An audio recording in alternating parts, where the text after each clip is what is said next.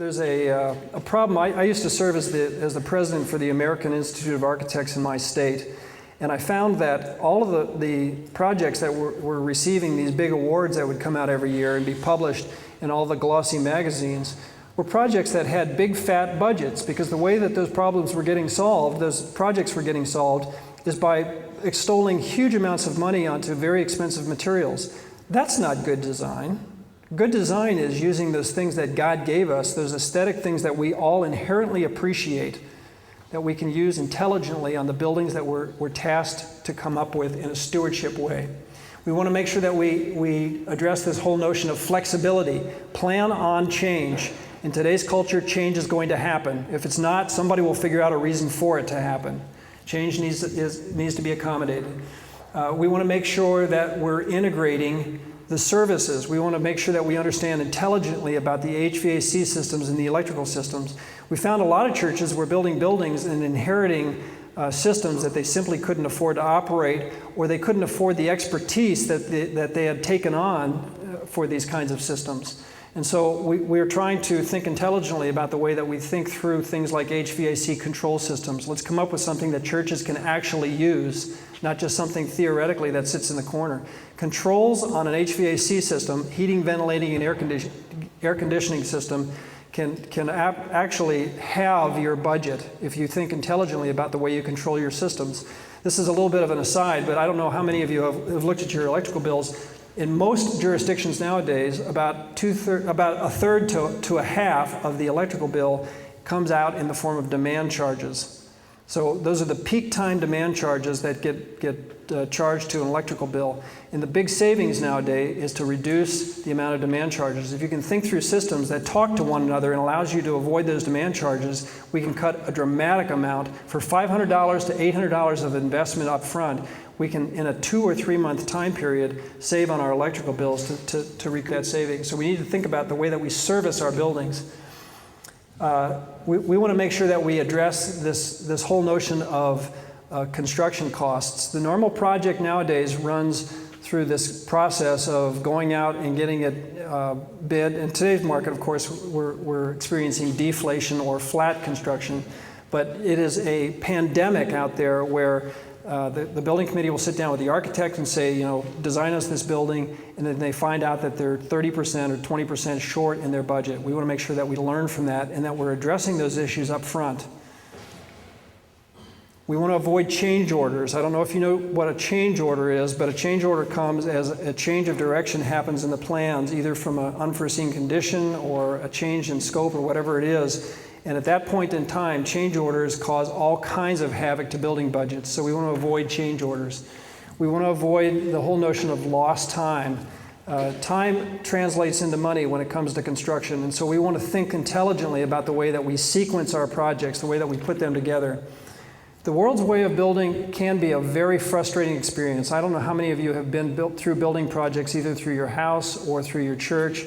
But at the end of the day, we've had to be very careful with our projects, because we find that the normal experience is there's a lot of mistrust as we walk through the door the very first time, because they've been through a very frustrating event in the past. And we want to make sure that we avoid those frustrating experiences.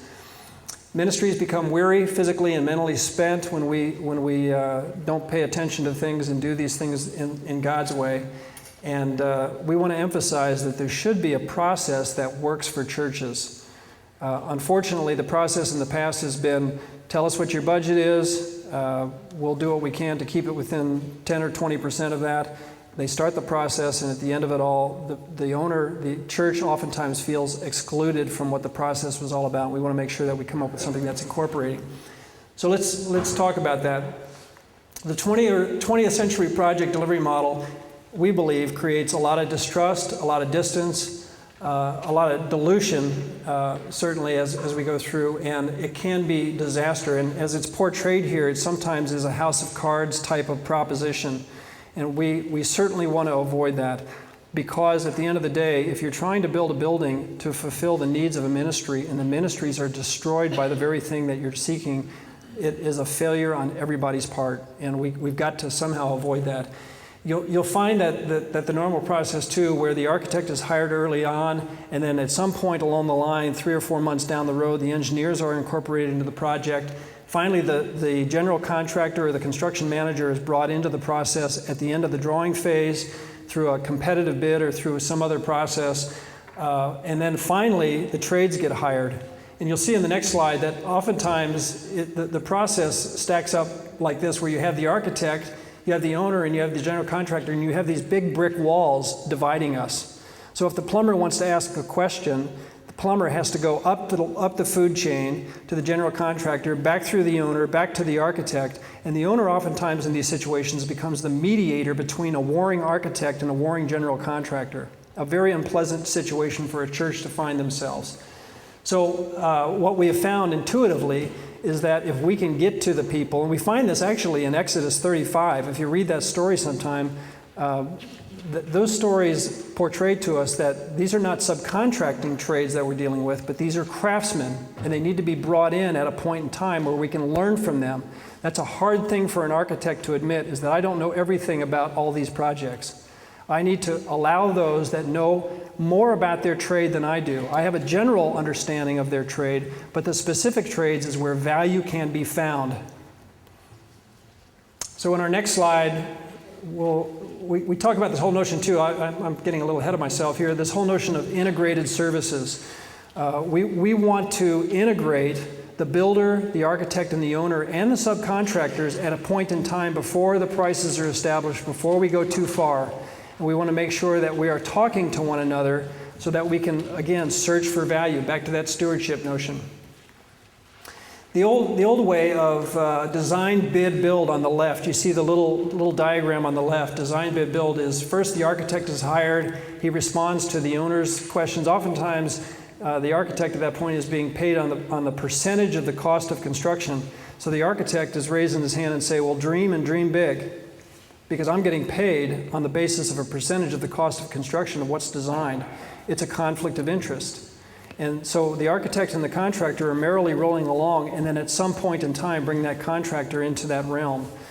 We found that to be a process that delivers a low upfront cost. That's a great thing, because that's a stewardship-based decision. But at the end of the day, it's fraught with change orders and fraught with litigation and fighting. Relationships are damaged. And so on the response to the design, bid, build industry on the diagram on the far right has been design, build. The owners got tired of being the mediator, and the owner said, okay, you, Mr. Builder, go out and hire an architect and bring the architect in, or work with this architect and form this shotgun marriage and come in and form one contractual entity. That's the design-build realm. Owners like design-build because design-build means I don't have to listen to the bickering that goes on between a warring architect and the contractor, and I don't have to deal with change orders. But unfortunately, they pay about 15% more for their projects. For that privilege of not listening to that and being that mediator, we're going to pay more for the project. Public agencies like that because they don't have to deal with the litigation aspect of it. But for a church, sometimes at the end of the process, I was talking to a church the other day that had been through a design build project, and they said, we just felt distanced from the whole thing. We felt like the decisions were getting made not on the basis of what was right for the church, but financially what was right for the contractor. So we have found that design build for churches oftentimes is not an appropriate response. The appropriate response we found is where the owner, the architect, and the builder form three distinct entities, so separate contracts from architect to owner, builder to owner, but agree to work together and agree to put God in the center of the decision-making process.